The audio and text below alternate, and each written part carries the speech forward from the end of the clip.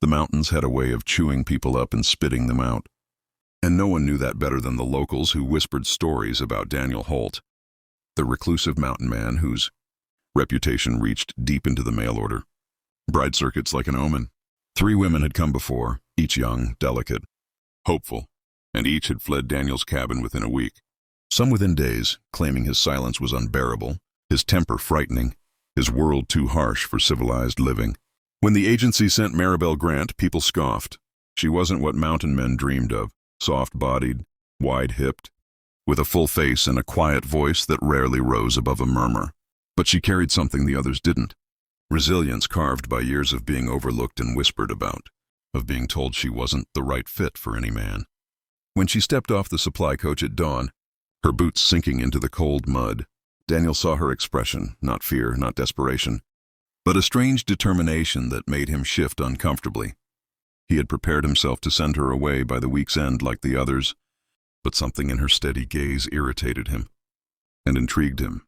The mountains wrapped their morning mist around them as Daniel led her to his cabin, barely speaking, his massive frame towering over her. Inside, his life was brutal simplicity: chopped logs, animal pelts, iron stove, the scent of pine smoke and sweat.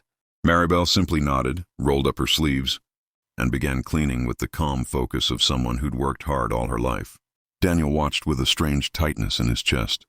He wasn't used to someone doing things without being asked or complaining. She cooked too, and the aroma made him feel oddly at home, something he hadn't felt in years. But he didn't say a word. That first night, when the storms rolled down the slopes, rattling the shutters, Daniel found her sitting by the window, unafraid. "Storms don't scare me," she whispered. "People do." It made him pause. No bride had ever spoken to him with such quiet honesty.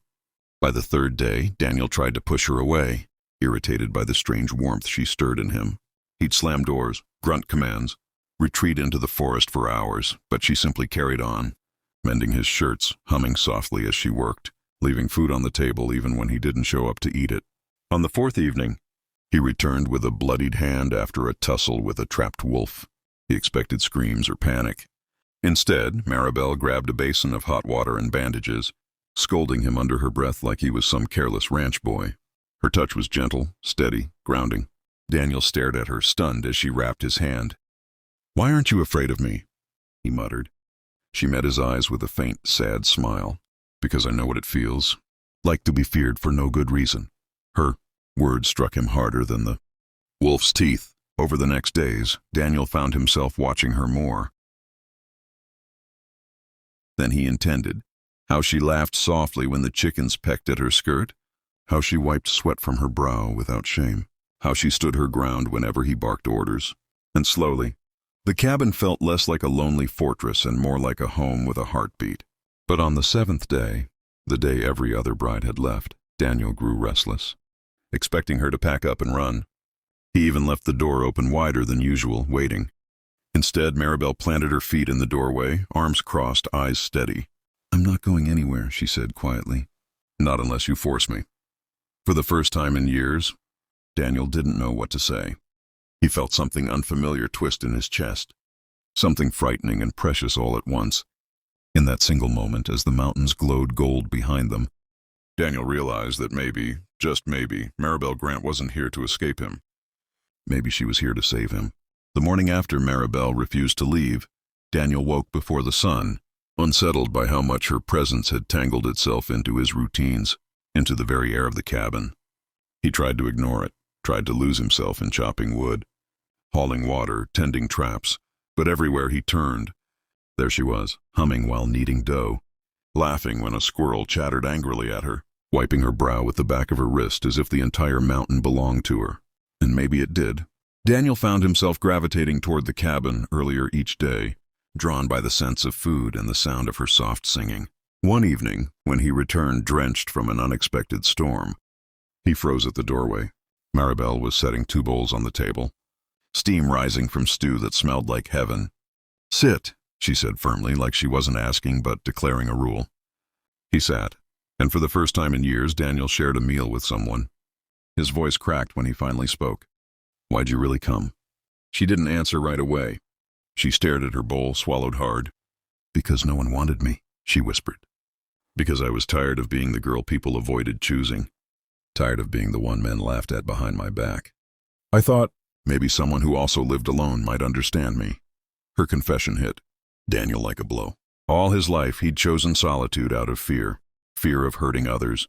Fear of losing control of the rage he'd carried since childhood. Fear of letting anyone close enough to see the broken parts of him.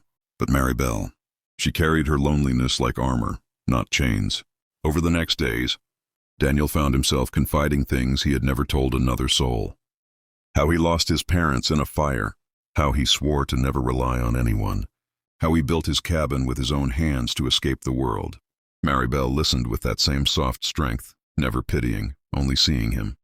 Truly seeing him. One night, a bear crashed near the chicken coop, and Daniel sprang outside with his rifle. He expected Maribel to scream. Instead, she stood behind him, lantern in hand, steady as a rock. "You don't run, do you?" he muttered after chasing the bear off. She smiled faintly. "Neither do you." Something shifted then, subtle but irreversible. Daniel began wanting her around, wanting her laughter, her stubbornness, her warmth. He found himself carving small wooden animals to leave by her bedside, fixing the porch steps she nearly tripped on, cutting extra firewood so she wouldn't wake up cold. But the true breaking point came when a merchant wagon arrived unexpectedly, offering Maribel a ride back to town if she'd changed her mind. Daniel stood inside the cabin, expecting her to hesitate. Instead, she told the merchant, "I stay."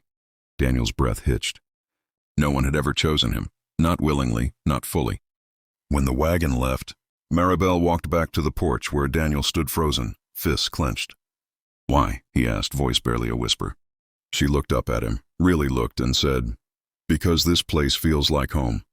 And because you, Daniel Holt, are not the monster people think you are." The words cracked something open inside him, something raw and long buried. Daniel stepped closer, his voice rough. "Everyone left before. I thought you would too." Maribel raised her chin. "You can push me, shout, slam every door, doesn't matter. I'm not afraid of you. I'm here because I want to be." And Daniel, towering, scarred, silent Daniel, felt his throat tighten as if the mountains themselves were crushing him. He had survived fires, storms, wolves, but he didn't know how to survive being chosen. Slowly, bracingly, he said the words he thought he'd never speak. "Then stay. Stay as long as you want." Maribel smiled, small, warm, victorious. It was the first time. Daniel realized that strength came in shapes people overlooked all the time. In her softness was courage. In her quietness was thunder. And in her refusal to leave, he found the first piece of peace he'd ever known. As the sun dipped behind the peaks, casting golden light across the cabin, Daniel stepped beside her on the porch. For the first time in years, he wasn't alone. For the first time in his life, he didn't want to be.